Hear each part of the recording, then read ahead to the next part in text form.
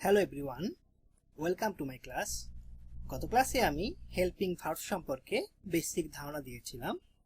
আজকের ক্লাসে the correct use of be verb অর্থাৎ এম, ইজ, আর এবং ওয়াজ, ওয়ার সম্পর্কে আলোচনা করব। তোমরা যারা আমার গত ক্লাসটি দেখোনি তারা দেখে আসতে পারো। নিচের ডেসক্রিপশন বক্সে গত ক্লাসটির লিংক দেওয়া থাকবে। হেল্পিং ভার্বগুলোর সঠিক ব্যবহার নিয়ে আমি কয়েকটি ক্লাস নেব। আশা করি এই ক্লাসগুলো করার পরে তোমাদের হেল্পিং ভার্বের সঠিক ব্যবহার সম্পর্কে আর কোনো কনফিউশন থাকবে না। আমার আজকের ক্লাসটি হলো হেল্পিং ভার্বের দ্বিতীয় ক্লাস। চলো ক্লাসটি শুরু করি। এখন আমি তোমাদের সাথে বি ভার্বের সঠিক ব্যবহার সম্পর্কে আলোচনা করব।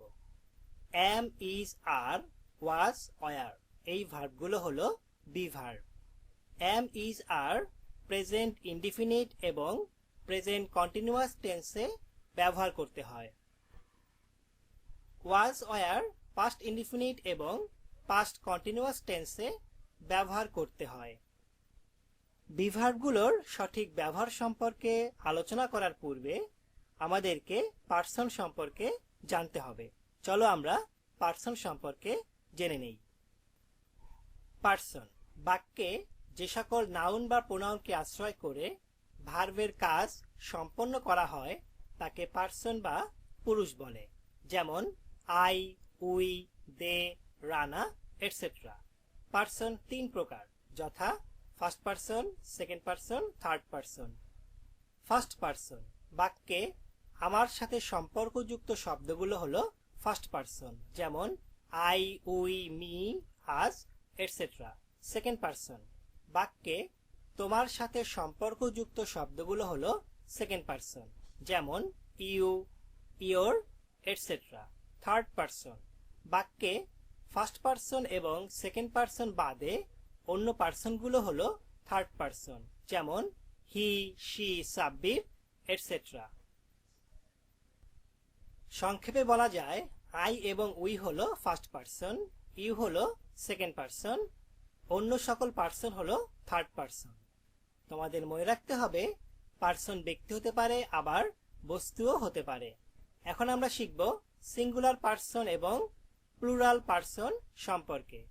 পার্সন একটি ব্যক্তি বা বস্তু হলে তাকে বলে সিঙ্গুলার পার্সন, আর পার্সন যদি একের অধিক ব্যক্তি বা বস্তু হয় তবে তাকে বলে প্লুরাল পার্সন। আশা করি পার্সন সম্পর্কে তোমাদের আর কোনো কনফিউশন থাকবে না।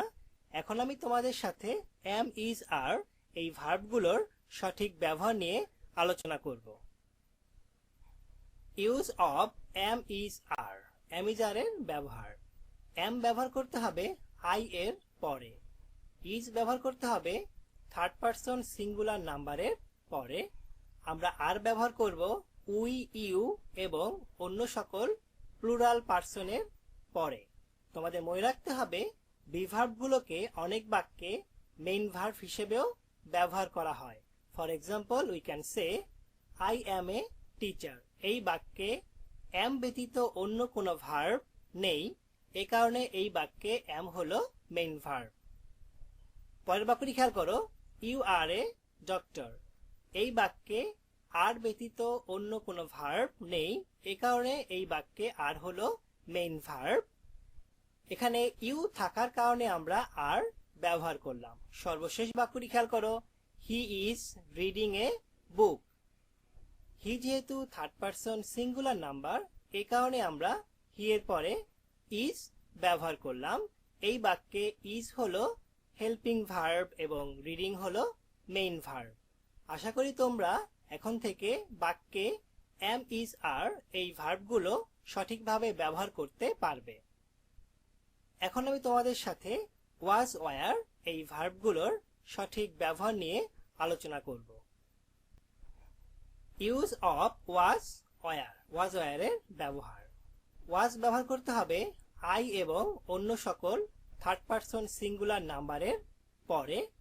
আমরা ওয়ার ব্যবহার করব উই, ইউ এবং অন্য সকল প্লুরাল পার্সনের পরে।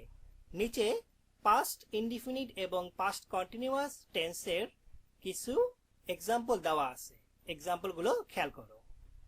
I was busy with my studies. এই বাক্যে ওয়াজ ব্যতীত অন্য কোনো ভার্ব নেই, এ কারণে এই বাক্যে ওয়াজ হলো মেইন ভার্ব। আই থাকার কারণে আমরা এখানে ওয়াজ ব্যবহার করলাম। পরের বাক্যটি খেয়াল করো, রিনা ওয়াজ ইটিং অ্যান অ্যাপেল। রিনা যেহেতু থার্ড পারসন সিঙ্গুলার নাম্বার, এ কারণে আমরা রিনার পরে ওয়াজ ব্যবহার করলাম। এই বাক্যে ওয়াজ হলো হেল্পিং ভার্ব এবং ইটিং হলো মেইন ভার্ব। পরের বাক্যটি খেয়াল করো, ইউ আর প্রেজেন্ট দেয়ার। এই বাক্যে ওয়ার ব্যতীত অন্য কোনো ভার্ব নেই, এ কারণে এই বাক্যে ওয়ার হলো মেইন ভার্ব। ইউ থাকার কারণে আমরা এখানে ওয়ার ব্যবহার করলাম। সর্বশেষ বাক্যটি খেয়াল করো, দে ওয়ার পানিশড। দে যেহেতু থার্ড পারসন প্লুরাল নাম্বার, এ কারণে আমরা দে এর পরে ওয়ার ব্যবহার করলাম। এই বাক্যে ওয়ার হলো হেল্পিং ভার্ব এবং পানিশড হলো মেইন ভার্ব। আমাদের মনে রাখতে হবে বি, বিন, বিং এই ভার্বগুলো বি ভার্বের অন্তর্ভুক্ত। ভয়েস চেঞ্জ সম্পর্কিত ক্লাসে আমরা এই ভার্বগুলোর সঠিক ব্যবহার সম্পর্কে জানব। নাও fill in the gaps of the following sentences by using be verb. প্রথমে তোমরা নিজেরাই গ্যাপগুলো পূরণ করবে। সঠিক উত্তরগুলো আমি আমার পরবর্তী ক্লাসে আলোচনা করব। আমার পরবর্তী ক্লাসের মূল টপিকস হবে ডু ভার্ব এবং হ্যাভ ভার্বগুলোর সঠিক ব্যবহার। আমার আজকের ক্লাসটি করার পরে যদি তোমাদের কোনো প্রশ্ন থাকে তবে অবশ্যই আমাকে কমেন্ট করে জানাবে। লাইক, শেয়ার এবং সাবস্ক্রাইব করে আমার চ্যানেলটির সাথে থাকবে। আজকের মতো এই পর্যন্তই। সবাইকে ধন্যবাদ।